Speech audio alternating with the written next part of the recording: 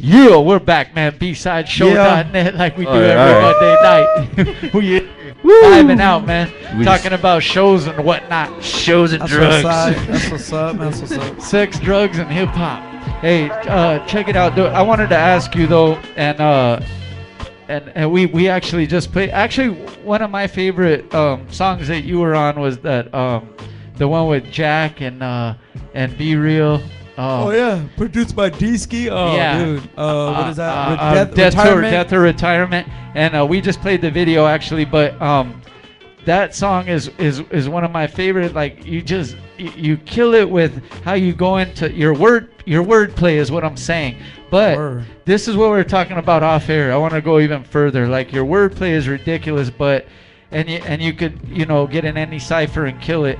But the way you can talk about real things like, love and relationships, and the way you put your wordplay to those situations is a lot of people can't do that, dog. And that's right. To me that's dope. Well, a lot of people they're just scared to really talk about what they're. I'm thinking that too. I'm thinking. I got some lyrics that say, every day I write a rhyme and open up. I know I'm dope enough for some. No. Every day I write a rhyme and open up. I'm not insecure like you. I know I'm dope enough to blow through your coconut, motherfucker, coconut, whatever. But yeah, man. You just and we were talking about Sick Jackin' or whatever. Going back to that love thing, like I was talking to Sick Jackin' about we're gonna start working on an album produced by Drug Lab and all that. And I was like, yeah, man, we're gonna make a hard record, this and that. And I told Jackin', like, joking around, like, I'm gonna not do too many love songs. And Jackin' was like, man, love songs are the best songs ever. He was like, love songs are the best-selling songs ever, even. Yeah. And I was like, he was basically saying, do what you're gonna do. Yeah. And don't change. I mean, but when you think about it, though, Jack as a producer as well too. A lot of shit he samples oldies is oldies and oldies is songs, yeah. Like the love of love songs. Yeah, right for there. sure. You know what I mean? So yeah, I mean, how could you not, man? I mean, it's like it's the easiest thing to talk about. I mean, there's a lot of topics. Hip hop is pretty misogynistic. It's like I'm better than you. I get more pussy than you. I get more money. My DJ's better. So there's only X amount of things, like the whole, I'm this, I'm that. But dude, honestly, like a good love song, that's automatically relatable to anything. You know what I'm saying? Like it's pretty much 90% of the songs that are ever written are about love. Like that. I got a love problem joint. The Fun and Funeral. Just the way that it kind of cycles through, almost like a kind of like a rock song, the way it kind of comes back and then cycles back to the hook and then you start rapping and then it comes, I got a love problem. You know what I mean? The way you come back with it, that shit is sick. That song and then that K-Rock one, the K-Rock mashup. Oh, the So Many More Words. Oh the my Weezer God, those fucking joints, man. Man. And that song, the original version is produced by Cynic, I think, from Psycho Realm. Cynic. So what up, Cynic? You know what I'm saying? What's up to all those brothers? So hey, you know what? Jack's been here. We got to get Cynic on here. We haven't. Yeah, had man, Cynic he's like the unsung hero, dog. We haven't had him on here yet, dog. We're trying to do it, man. You should. But trying to do our wish list. But yeah, man. I mean, it's just easy to write those kind of. Every day I could I don't even have to dig into my relationships or my past. I can just watch a movie or watch something on TV and draw it out and there's always original situations. That's exampled by the songs you were doing for Valentine's Day for cats and their ladies custom and songs, shit. The custom songs, like cats were happy as fuck, dog. Like, dude, they got some notch that night. Like they played that song. You made some babies, bro. Dude, guaranteed, fool. You contributed to 2014 for sure. That's a hustle I've been doing for years, man. Like I do these things called Tumex custom songs where you basically, like, let's say you want to make one for your lady.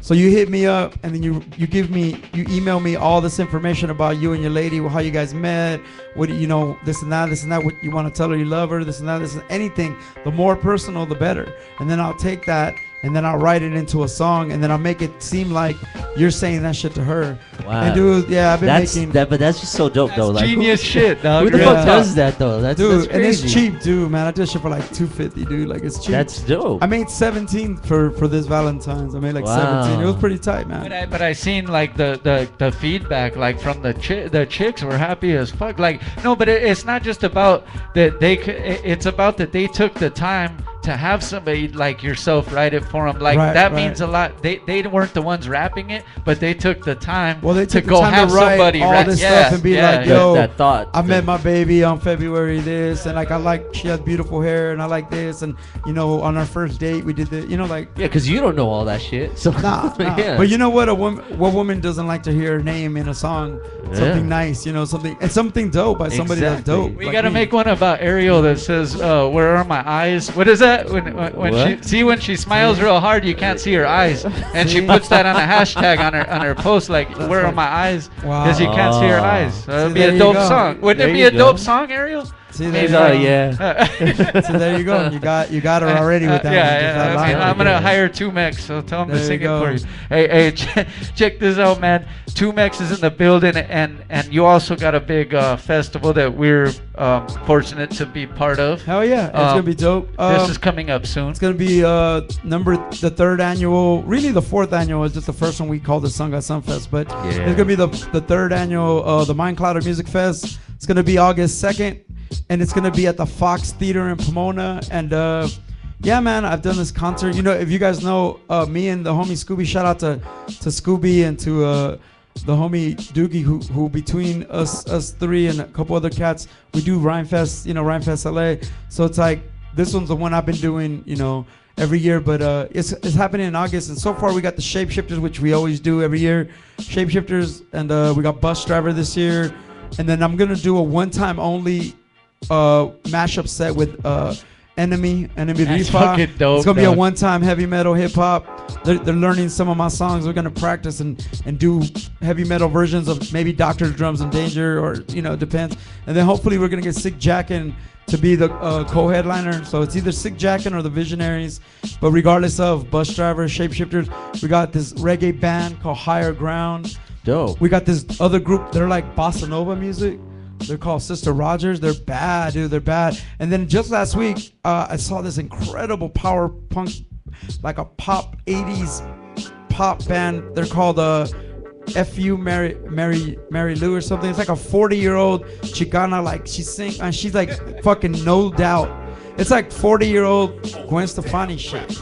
And it's like this Chicana all sick. So I'm trying to figure out how to have room for them, but we're gonna figure it out. But Black Tongue Society, I don't know if you know about Black Yeah, Society. They actually came. They on were the here. show, Yo, I yeah. did. Let me tell you about those brothers. About 2 years ago, I did a song with them, and like I just walked away like, yeah, that was kind of dope, whatever.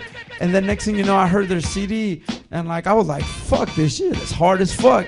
And so like from meeting them randomly, doing a little song with them, not even tripping on it, to like hearing their CD and becoming a fan, I was like, fuck that. Even though I don't even know those brothers that good, other than doing the song, I was like, fuck that. I'm putting Black Tongue Society on this shit, because I'm They were always here into, what, like 4 looking, weeks ago? Yeah. Like 4 or 5 weeks ago they were here. Yeah, they were here. I'm always like looking to see who I think is dope, and just so I can like reach out and help. Like it isn't about trying to click up with fools or doing shit like that. I just, every time I see somebody dope, I'd be like, man, one day hopefully I'm gonna try to put you up on a show, put you in like a better light. And let me ask you this: you're bringing this up because, especially with like these festivals and all these other shows that are like that. I'll just put it out there. So Guerrilla Union, man, you know what I'm saying? They were just that dominant, the king, you know what I mean? They opened the doors, they gave opportunity and stuff. Shout out to Chang and to everything they've done. Yep. But obviously lately it's just been kind of a little bit different, you know? And then you guys bringing like Rhymefest LA, and I think the people wanted something like that. Yeah. I mean, it's, you know what? It's crazy. This is the second time I talk about this with Mark Love and shit. He brought up the exact same question, and I'll tell you the exact same thing. I mean, the thing with Guerrilla Union, shout out to them, man, is like it's like a runaway train. It's like the shit, your brand gets so big that it's almost like too big to fail, and then it hit like a wall, so it's kind of like one of those things, like I'll give you an example with Guerrilla Union. For me, for 12 years, every time they throw an event, they always hook me up. they always hook me up and my people always. So then I think about me, all my friends, and the thousands of motherfuckers that get in for free to those events. So eventually, you know, there's so many people that come in for free that it's like, you got, you know, the price point goes up. You know what I mean? The stakes get higher. The shit has to cost more because you know, as you get bigger, everybody has a blog, everybody has a show, everybody has a press pass, everybody's got friends.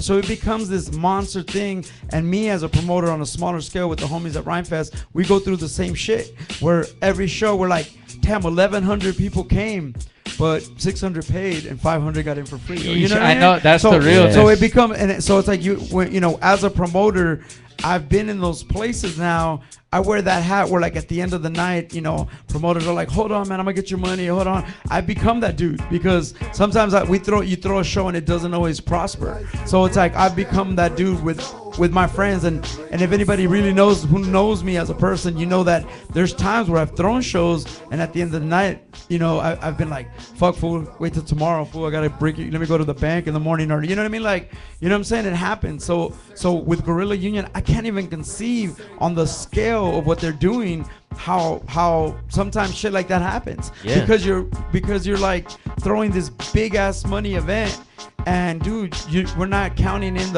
all the people that get in for free, all the people, you know what I mean? So it's happened. The overhead gets crazy. Yeah, it's happened with other, like, in all genres. Look at even like Ozfest, how it started from what it was, and then it got to this point where it was like the metal show to be at. And as soon as, you know, with Guerrilla Union taking out, like, Paydu's taking a 1-year hiatus and other stuff, of course it's like everybody's coming to be the next. Yeah. So it just kind of, for us, it just kind of, Rhymefest LA, it works with people in LA or out here because it's pure hip hop.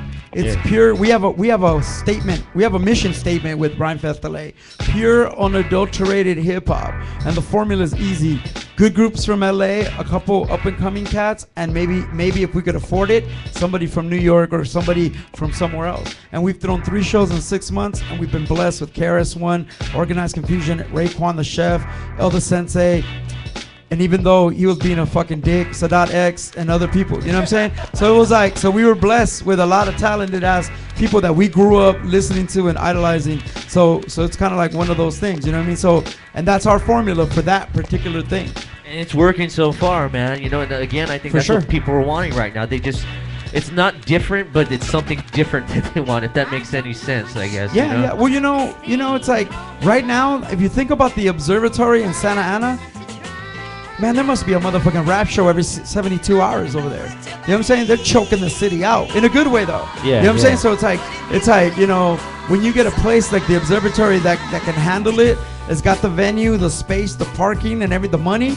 Then look how hip hop can flourish in Orange County. Orange County was kind of half-ass dead a couple years ago until Droops came over and started. Yeah, they didn't even want to do hip hop there at the observatory. Right. There used to be punk shows and everything like that. And now, you know, a couple people like Droops and the other cats that have been there were like, fuck this, hip hop is cracking.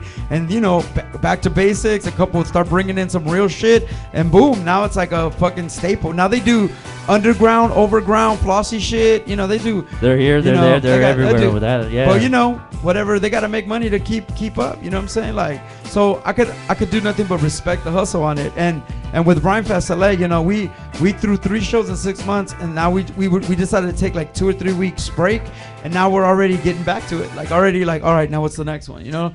So you know, it's hip hop.